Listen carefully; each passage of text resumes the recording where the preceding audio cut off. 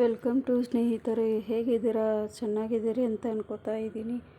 ನಾನು ಈಗ 100 ಗ್ರಾಮ್ ಖೋವಾ ತೊಗೊಂಡಿದ್ದೀನಿ.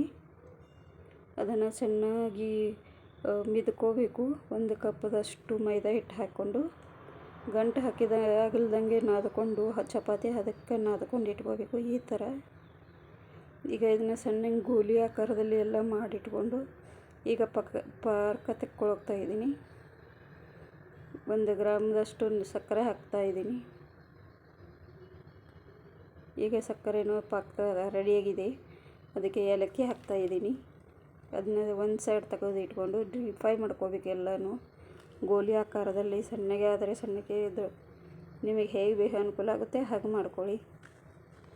ಹಾಗೆ ನಾನು ಇದು ಬ್ರೌನೀಸ್ ಬರೋವರೆಗೂ ಮಾಡ್ಕೊಂಡು ತೆಗೆದಿಟ್ಕೊಂಡಿದ್ದೀನಿ. ಎಲ್ಲನೂ ಈ ಥರ ಮಾಡ್ಕೊಂಡು ತೆಗೆದಿಟ್ಕೊಳ್ಬೇಕು. ಈ ಕಡೆ ಪಾಕ ತಣ್ಣಗಾಗಿದೆ ಅಂತ ನೋಡ್ಕೋಣ. ಈಗ ಇದು ಎಲ್ಲನೂ ಪಾಕಕ್ಕೆ ಹಾಕೋಣ. ಹಾಗೆ ಡ್ರೈ ಫ್ರೂಟ್ಸ್ ಹಾಕೋತಾ ಇದ್ದೀನಿ, ಸಣ್ಣಗೆ ಕಟ್ ಮಾಡಿ. ನಿಮಗೆ ಇಷ್ಟ ಬಂದರೆ ಹಾಕೋಬೋದು, ಇಲ್ಲಾಂದರೆ ಸ್ಕಿಪ್ ಮಾಡ್ಕೋಬೋದು. ನನ್ನ ರೆಡಿಯಾಗಿದೆ ನಮ್ಮ ಗುಲಾಬ್ ಜಾಮೂನು. ಹೇಗಿದೆ ಅಂತ ಕಮೆಂಟ್ಸ್ ಮೂಲಕ ತಿಳಿಸಿ. ಲೈಕ್ ಮಾಡಿ ನೋಡಿ, ನನ್ನ ಚಾನಲ್ಗೆ ಸಪೋರ್ಟ್ ಮಾಡಿ.